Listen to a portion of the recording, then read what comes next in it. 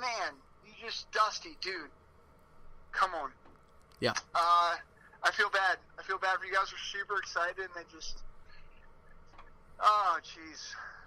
But I mean, he's just getting outmanaged to every turn of the. How about Schwarber though? How about that, dude? Wasn't he in the he was in the minors this year? Yeah, he had a bad year. I mean, he didn't really do anything today. Besides make a critical error in left field that let us score our one unearned run. It's just, God. I mean, the fact that I mean the biggest thing. I know you said you weren't watching the game that closely, but the Cubs' winning run scored on a pop-up that should have been an out if anybody besides Jason Worth was playing left field. Dude, I saw that. I mean, it's just an excuse. It's cost them the series. It has. It's cost them the series having Worth in the lineup and in the field. Yep. It's just bad. Like, you know what I was actually meaning to text you was, you know the Jason Hayward play early in the game when Rendon striped it? If that's a national, that's a triple. If that's the Nationals, that's a triple. Yeah, I mean, Michael A. Taylor's the only player that we have in the outfield that like you said, I mean, Bryce, God bless him for going out there, and he's leaving his guts out on the field, but he is not full speed. It's pretty clear for everybody to see. We have one outfielder who can make spectacular plays, and it's our center fielder. And if you hit it out of Michael A. Taylor's reach, there's a good chance that whichever side of the field you hit it to, the left or right fielder is not going to make that play. And it makes it even more impressive, the pitching. It really does. It makes it even more impressive. Yep. The pitching has just been amazing, but when you have guys in the lineup and in the field that can't play, man, does it hurt. You can't win a World Series like that for sure. No, you can't. All right, OT. Well, thanks for the call. Yep. But, sorry, bud. Hopefully tomorrow. Here's what I'll leave it on. If Dusty Baker doesn't shake up the lineup completely and come out with something original, he should be fired. I agree. End of story. Like, you got to throw a lineup out there that's different, shake it up. Don't just go left, right. Don't try to do anything like that. Put your best players. Give your best players the most opportunity to make a play. Like it's not that complicated. Yep. And get Kendrick in the lineup, and maybe get Wieters out of there. I mean, I know he's a great defensive catcher, but Jesus, yeah, he is killing them too. Yep. Or at least put him in the 8-hole instead of the fucking 7-hole. Yep, I agree. Yeah, and Michael A. Taylor batting, you got to move Turner down in the lineup, and you got to shake it up. And if he leaves, and if he gives Roark a long leash, God bless him, but that's a mistake too. I couldn't agree more. All right, OT. Well, I will see you tomorrow, and thanks for the call. All right, later, buddy. Bye.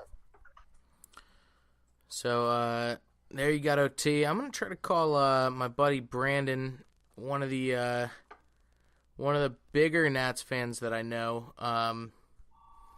He shares my propensity for being incredibly negative, but also being incredibly positive. He's at college, so... Your call has been forwarded. Nope, he forwarded me the voicemail. All right, so there's that. But, I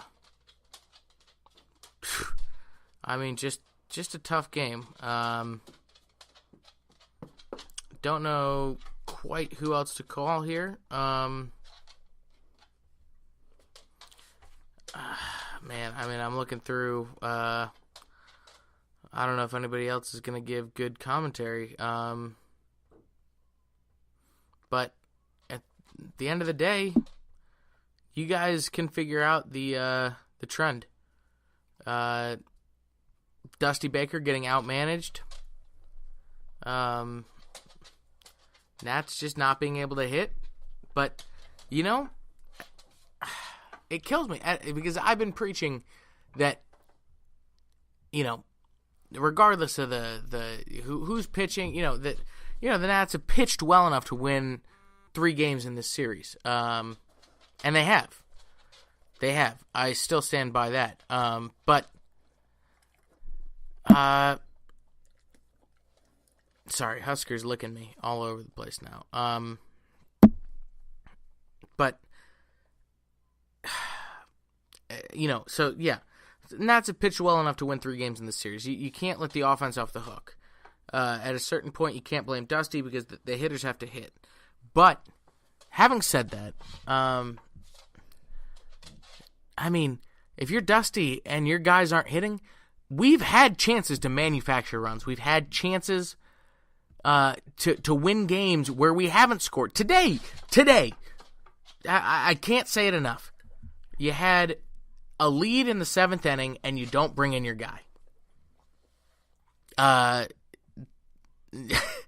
It should be an easy decision. It should be an easy decision. Oh, lead in the 7th inning equals no addition. Maybe, okay, if you want to split the equation up. We have a lead plus it's the 7th inning equals Brandon Kinsler. We have a lead plus it's the 8th inning equals Ryan Madsen. We have a lead plus it's the 9th inning equals Sean Doolittle. It's really it's troubling. It's sad because there are guys on this team that deserve better. And it's the city deserves better. The fans deserve better. And you just it hurts. It is physically painful to watch this. And I'm sure, I'm going to be so happy if we win tomorrow. I'm going to be preaching how we're going to win Game 5 because Strauss will be on the bump if we win tomorrow, if there's a game tomorrow, who knows. But I will have this in the back of my mind regardless. If we lose tomorrow, it'll be on the top of my mind because you know what? It's inexcusable. It's inexcusable to manage the games this way. And I was hoping we wouldn't have to do this. Corey mentioned it a bunch after Game 2 on Twitter. Obviously, we hadn't had an episode, but we played bad.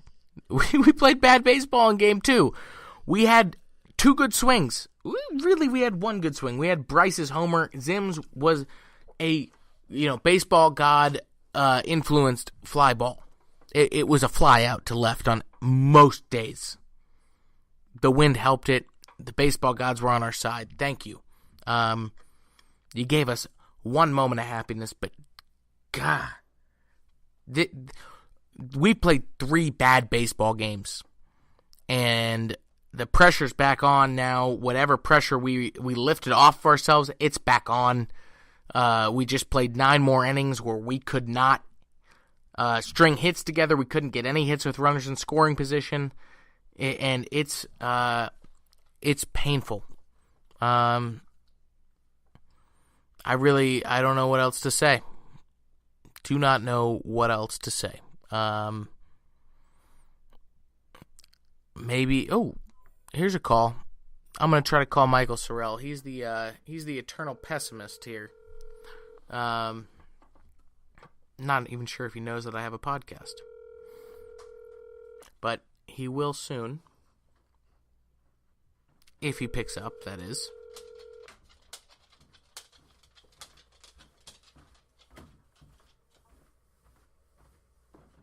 Hello? Hey, Mike. Hey, how you doing? Well, not too great, Mike. So I'm actually calling you live from my podcast, DC Sports Daily. I was looking to get a little rapid reaction from you on the Nats' loss. Same old, same old. Same old, same old. They can't hit. The lineup just doesn't get it done when it matters. They really don't. And Dusty's not helping them much by putting the same lineup out there day after day. Yeah, I just think that some players and teams have it when it matters and they play their best, and just other teams, for whatever reason, don't. And the Nats are, unfortunately, in the category of teams that don't. Outside of 1 inning, and I give them credit for 2 big hits in that inning, but outside of 1 inning, and we've got like 10 hits maybe. Yep.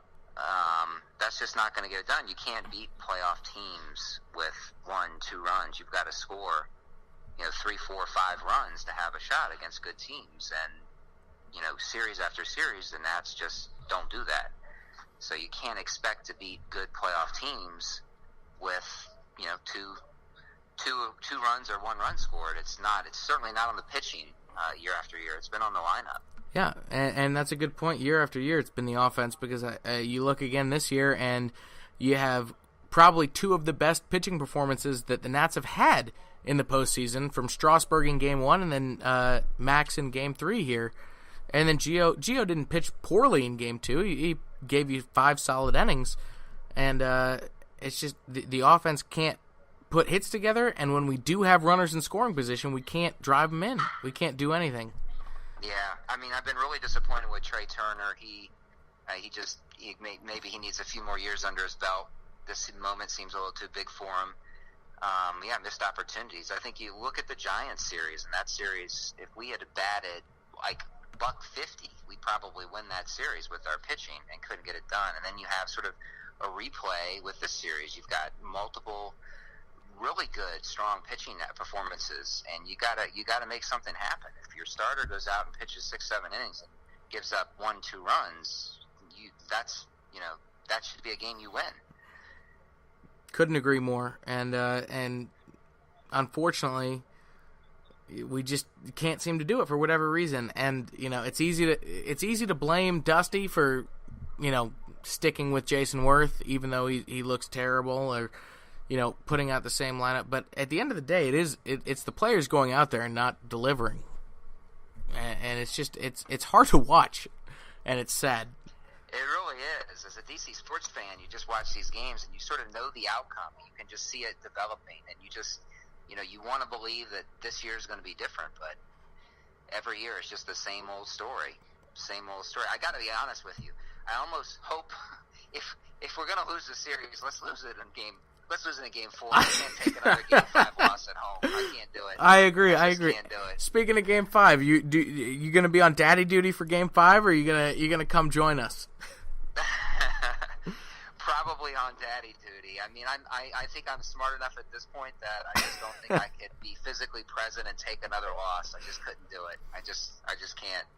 For everybody listening to the podcast, Michael was there. You were there for Game 5 of 2012, correct? I was. Yep. Yes. Unfortunately, Michael and I were both in attendance. Yep. And we both got to witness one of the most heartbreaking losses in DC sports history. Because let's be honest, sometimes the DC sports teams make it easy. Standard. We make it easy to lose. We go into a deciding game, and we just kind of come out flat. The Nats didn't do that in 2012. We came out hot. Yeah, we were up 6-0. Yeah, that was on the pitching. That yeah, was one of the few where the pitching let us down. Yep, but man, it's tough. my wife's sitting here next to me saying there've been so many. Yeah, there have been. But hey, you know what? At least we can look forward to Ovechkin setting some records this year, apparently. Oh, yeah, you knew it was the regular season because Ovechkin setting records. So. Yeah, exactly. First time somebody starts the season with 2 hat tricks since 1917. Yep. Yeah. Well, that's the regular season for you. I mean, I fully expect to lose the Penguins at home in the second round of the playoffs. In 4 months from now? Yeah, yep. But hey, we can enjoy it for now, right? I think with the Caps and the Nats, I'm at the point where I will believe they can win a playoff series of consequence when I see it with my own eyes. I just can't. You can throw all the objective good reasons as to why they should win a series at me, and it doesn't mean anything to me until I actually see it happen. Yeah. I just can't let there's just too much pain. If I give a little bit of hope and I buy in a little bit, and it just hurts too much. Yeah. I gotta distance myself. Yeah, well, I hope they get it done, and I hope they can turn it around. But it would be nice. They're gonna have to buck history to beat the Cubs, and then especially winning Game 5. Yeah, but hey, who knows? I can say that I won't get my hopes up now, but I know when we take a lead tomorrow early in the game, I'll have my hopes sky high again.